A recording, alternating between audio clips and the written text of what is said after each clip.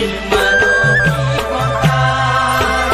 বিশ্বখনি কৰ তুমি বিশ্বকৰ্মা, তুমি এই মানৱী কুলৰ পৰমাত্মা। বিশ্বখনি কৰ তুমি বিশ্বকৰ্মা, তুমি এই মানৱী কুলৰ পৰমাত্মা। তুমি কৰিলা প্ৰভু জ্ঞানৰে সঞ্চাৰ, ধন্য হ'ল আজিৰ মানৱী সংসাৰ, ধন্য হ'ল আজিৰ মানৱী সংসাৰ।